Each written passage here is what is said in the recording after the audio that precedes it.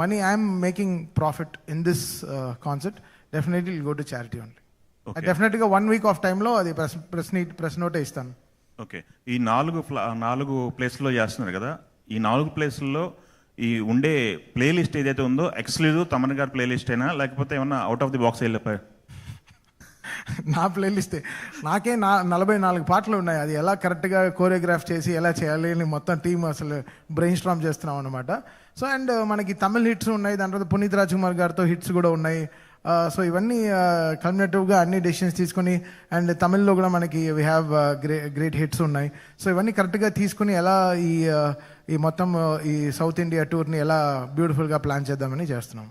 Okay అండి, ఇంకొక question ఇది. నో ప్రాబ్లం, కొంచెం ముందు రానా? కూర్చోండి. ఇంకొకటి అండి, ఇక్కడ ఆడియో కంపెనీలు పర్మిషన్ తీసుకోవాలనేది ఒకటి వినపడుతుంది ఎక్కువ. మీ పాటలకు కూడా మీరు పర్మిషన్ తీసుకోవాల్సిన పొజిషన్ ఉందా, ఏంటి పరిస్థితి దాన్ని?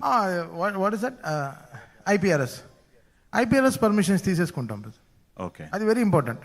ఓకే, అంటే మనం డెఫినెట్గా will follow all the protocols. అది వెరీ ఇంపార్టెంట్, అది ఎవరైనా సరే ఫాలో అవ్వాల్సిందే.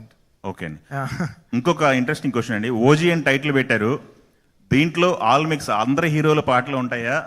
అందరి హీరోల పాటలు ఉంటాయి డెఫినెట్గా. ఓజీ అనేది మేము తీసుకున్న ఒక టూర్, ఈ తమన్ లైవ్ ఇన్ కాన్సెప్ట్ రుద్ది బోర్ కొట్టేసింది.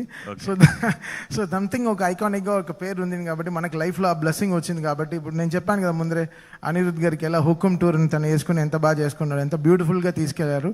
సో అలా మనం జరిగిన మన ఓజీ టూర్ని మనం ఓజీ అనే ఒక టూర్ని, ఆ నేమ్ని జాగ్రత్తగా ఇంకా బ్యూటిఫుల్గా తీసుకెళ్దాం అనుకుంటుంది. అంటే ఇలాంటి ఈవెంట్స్ చేయటం వల్ల మీకు ఇంకా వర్క్ చేయాలి అని ఒక బూస్టప్ అనేది బిల్డప్ అవుతుంది. డెఫినెట్గా అండి, because the public interaction is very important. నా దగ్గర వచ్చే మ్యూజిషియన్స్ కూడా అదే చెప్తాను, మీరు చాలా షో